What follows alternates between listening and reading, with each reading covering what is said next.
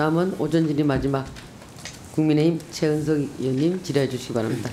네, 장관님, 총재님, 우리 청장님들 아주 고생 많으십니다.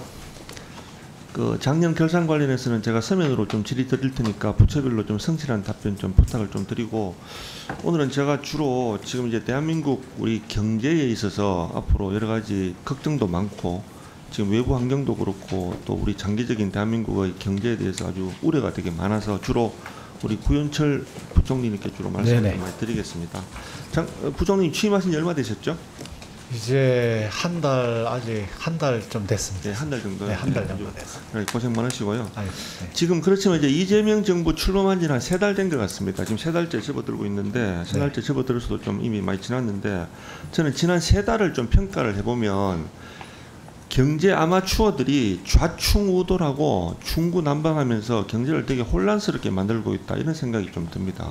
저는 과연 이 상태로 가면 우리 대한민국 우리 선진 경제가 지속 가능할 것인가 하는 데 대해서 되게 심각한 의문이 많이 듭니다.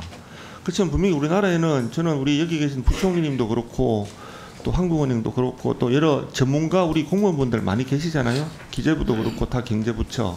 근데 이렇게 전문가분들이 이런 상황에 왜 좀 제대로 목소리를 내시지 않는가 하는 데 대해서 저는 되게 의문이 좀 많습니다. 예, 그래서 저는 이제 앞으로 우리 부총리님하고 우리 기재부에 있는 여러 전문가분들이 지금 정부 여당이 우리나라 대한민국 경제를 어떻게 망칠 수 있는가에 대해서 좀 경각심을 가지고 거기에 대해서 계속 깨어있는 소리, 좀 바른 소리를 좀 계속 해 주시기를 다시 한번 좀 촉구를 드립니다. 자, 슬라이드 잠깐 볼까요? 한번 보십시오. 지금 이재명 정부하고 여당 출범한 지 한 3달 됐는데 3달 전에 공약을 한번 보면 경제 살리기의 중심은 기업이라고 했습니다. 그리고 주가지수 5,000을 달성하겠다고 했죠. 근데 지금 실상을 보면 경제 살리기 중심의 기업이라고 한 그 기업들을 옥죄어서 이 기업들이 앞으로 우리 대한민국 경제를 과거처럼 이렇게 선순환 구조로 과연 끌고 갈 수 있을까 하는 데 대해서 되게 의문이 많이 듭니다. 보시면 노란봉투법, 뭐 대표적으로 아까도 우리 천하람 의원님도 얘기했지만 사업 경영상 결정을 노동쟁의 대상으로 포함시키기도 했고, 또 사용자 범위가 실질적 구체적 지배력으로 해서 되게 모호하고 누구랑 도대체 이 앞으로 노사 교섭을 해야 되는지에 대해서 여러 가지 법적인 불안정성을 많이 확대시킨 것 같습니다. 그리고 상법도 보면 1차 개정에 이어서 2차 개정하는 것들 감안하면 앞으로 기업의 이사회나 기업을 경영권 분쟁의 장으로 만들어서 글로벌 성장과 기업의 혁신에 출력하지 못하도록 기업을 되게 난장판으로 만들 가능성이 되게 많습니다. 또 법인세율 인상이나 중첩법 강화도 좀 그렇죠. 그리고 주가지수 5천 관련해서도 이게 지금 자본시장 죽이기를 하기로 한 건지 대주주 기준 하향도 그렇고 정권거래세도 그렇고, 이 와중에 우리 이춘석 전 민주당 의원은 차명으로 그것도 내부자 거래 의혹이 있는 이런 거래를 하고 있습니다. 이게 법사위원장이자 민주당이 만든 우리 이재명 정부가 만든 국정기획위원회란가 하는데 그게 뭐 분과위원장이었던 것 같기도 합니다, 이분이. 그런데 이렇게 이 내부자 거래하면 우리 부총리님 잘 아시겠지만 일반 상장기업의 내부자가 이런 거래를 하면 바로 구속과 실형이 나올 아주 중범죄입니다. 근데 이런 범죄가 우리 집권 여당의 내부에서 이렇게 버젓이 자행되고 있었던 이런 것들을 보면 저는 이재명 정부와 여당이 과연 대한민국 경제를 앞으로 이게 망치기로 한 건가, 이런 생각을 하고 집권을 한 게 아닌가 하는 이런 의심이 들 정도로 이 정부 여당의 이 아마추어 같은 분들이 이 진짜 국민 경제를 대상으로 해서 실험하고 있는 건 아닌가 하는 이런 의혹이 진짜 강하게 듭니다. 조금 더 여쭤보겠습니다.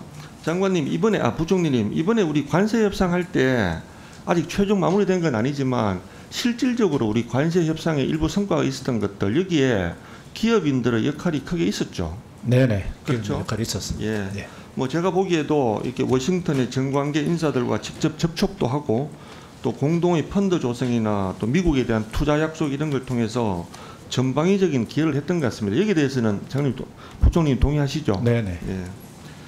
그래서 만약에 이번에 기업들의 역할이 없었으면 이번 협상이 훨씬 더 불리한 결과로 이어졌을 가능성이 큽니다. 그런데 이렇게 정부를 믿고 기업인들이 협상 테이블에 직접 나서기도 하고 또 마쿠에서 이렇게 큰 지원을 한 기업인들에게 돌아온 거는 아까 우리 앞에서 봤던 이런 노란봉투법이나 또 상법 개혁 그리고 법인세 인상 이런 건데 노란봉투법 관련돼서 저도 하나 여쭤보겠습니다. 이게 저는 제 생각은 이 법은 민노총이 주도한 청부 입법입니다.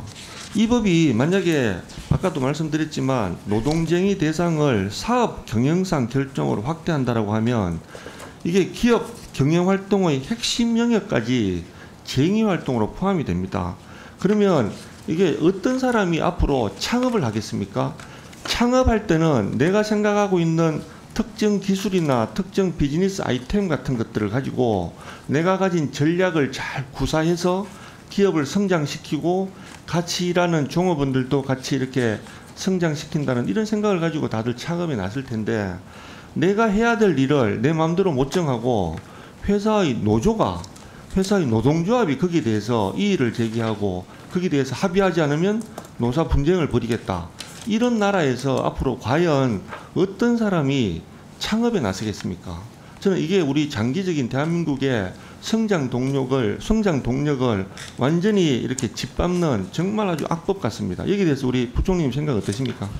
예, 노란 봉투법 관련해서 저기 의원님 또 이게 기업하고 노사 간의 어떤 정상화 개념도 좀 봐주셔야 돼요. 왜 그러냐면은요. 저희들이 지금 정부가 생각하고 있는 것은 그동안에 노동위원회라든지 법원에서 나오는 그 판례 이런 걸 가능하면 그걸 판단 기준에서 그걸 법제화하는 과정에다가 여기다가 전문가 논의, 뭐 현장 의견 등도 충분히 들어서 우리가 이 좀 서로 기업들이 우려하지 않는 수준에서 어떤 기준을 만들려고 하고 있기 때문에 지금 시중에서 과도하게 이렇게 의혹을 정폭하는 것은 저는 오히려 국가 경제 발전에 도움이 안 된다고 보여지고요. 저희들이 이 대안을 내서 걱정하지 않는 그런 방향으로 하겠다는 말씀을 드리겠습니다.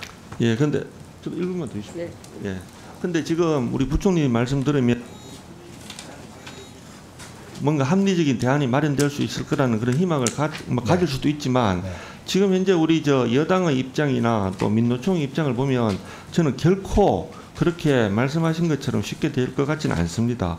이게 노동쟁의 대상을 사업 경영상 결정으로 확대한다는 이런 사례가 저는 전 세계적으로 또 당연히 없을 거고 이게 만약에 일단은 법에 반영되게 되면 그 다음에 어떤 가이드라인 같은 것들은 되게 무용지물이 될 가능성이 많습니다. 예. 왜냐하면 진짜 기업의 투자, 새로운 뭐 신제품의 개발, 다음에 생산 거점의 이동, 내부의 사업 구조 조정 이런 것들이 노동조합의 합의 대상이 되고 그다음에 노사 합의의 대상이 돼버리면 앞으로 기업 경영은 정말로 이게 우리나라에 들어와서 기업하겠다는 사람도 없을 뿐만 아니고 이런 나라에서 새롭게 창업하겠다는 의지가 전혀 생기지 않을 것 같습니다. 이 부분에 대해서는 제가 다음 오후 보충질의 때 추가적으로 더 질의를 드리겠습니다. 예, 제가 좀 답변을 드리겠습니다. 특히 지금 노란봉투법, 소위 노란봉투법에 대해서는 그 시중에서 저는 과도한 우려를 하시는 건 이해는 합니다만 정부의 얘기를 제가 좀 설명을 드려야 되겠습니다. 일단 정부는 기본적인 그 생각이 법원이나 노동위원회에서 그동안에 쌓인 판례나 그동안 케이스를 기본으로 하면서 여기다가 저희들은 전문가 논의라든지 또 현장 의견도 충분히 수렴해서 기업들의 우려를 불식시키는 방향으로 하겠다는 말씀을 드리고요. 그 다음에 지금 사업 경영상의 결정에 관해서 우려는 있는 걸로 알고 있는데 이 부분도 분명한 것은 정리해고와 같이 근로조건하고 밀접한 관련이 있어서 근로조건 변경을 하여튼 필연적으로 수반하는 경우 이런 경우로 좀 한정적으로 하려고 하고 있고요. 그 다음에 그 단순한 어떤 가능성만으로 노동쟁의 대상에 해당한다고는 저희들은 이렇게 보고 있지 않고 있습니다. 그래서 이게 기업들 우려도 좀 구체적으로 저희들이 해서 하겠다는 말씀을 드리기 때문에 과도하게 좀 우려는 하지 않으셨으면 좋겠다는 말씀을 드리겠습니다.